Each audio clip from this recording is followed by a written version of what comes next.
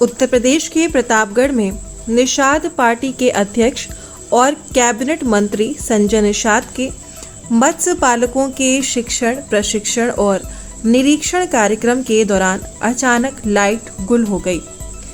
इससे कार्यक्रम स्थल जिला पंचायत सभागार में अंधेरा छा गया। ऐसे में विभाग की ओर से तैयार पत्र जिसे मीडिया को बताना था, उसे मोबाइल की लाइट जलाकर पढ़ना पड़ा। बिजली कटने के बाद पत्रकारों ने मंत्री का ध्यान बिजली व्यवस्था की ओर दिलाने की कोशिश की। साथ ही जिले में लगातार कटौती का मामला भी उठा दिया। इस पर संजय निषाद ने कहा कि भगवान का दिया शरीर बीमार हो जाता है तो फिर ये तो टेक्नोलॉजी है। ये टेक्नोलॉजी है, फॉल्ट होता रहता, लोड घटते बढ़ते रहते हैं, उसमें कोई सांस कितने लोगों का रुकता है फिर स्टार्ट हो जाता है, दवाई होता है। ऐसे क्या मतलब कभी सांस नहीं रुकता है क्या? कभी बीमार नहीं होता कोई व्यक्ति? भगवान का दिया और शरीर बीमार हो गया, ये तो टेक्नोलॉजी है। थोड़ी देर के लिए गया, देखो आ गया। वहीं थोड़ी देर में सप्लाई चालू कराई गई तो संजय निषाद मीडिया से मुखातिब हुए। इस दौरान उन्होंने विपक्षी एकता पर कटाक्ष करते हुए इंडिया गठबंधन को बिना दूल्हे की बारात बताया। उन्होंने दावा किया कि 2024 में होने वाले लोकसभा चुनाव में हम जीतेंगे। विपक्ष एक सीट जीतने से उत्साहित ना हो, क्योंकि देश का चुनाव राष्ट्रवाद पर होता है, नेतृत्व पर होता है, उम्मीद पर होता है। संजय निषाद ने कहा कि विपक्ष के लोगों के प्रधानमंत्री रहे राजीव गांधी कहते थे कि हम लोगों को 100 रुपए भेजते हैं तो 85 रुपए बीच में खा जाते हैं।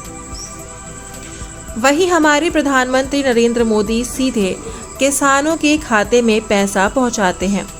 हम 39 पार्टियों ने तय किया है कि मोदी के नेतृत्व में चुनाव लड़ेंगे और देश को अर्थव्यवस्था में तीसरे नंबर पर लाएंगे।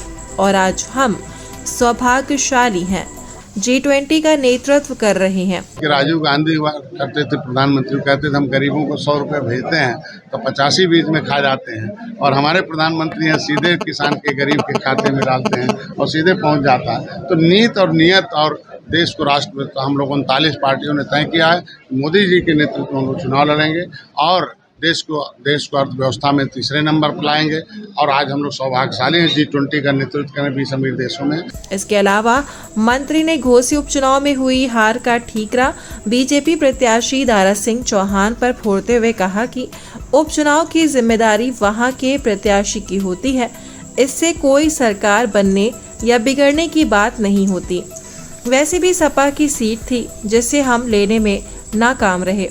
पहले सपा अकेले लड़कर जीती थी, इस बार 2-3 लोगों के साथ मिलकर चुनाव लड़ा था। एक तरह से ये हमारी जीत ही कही जाएगी।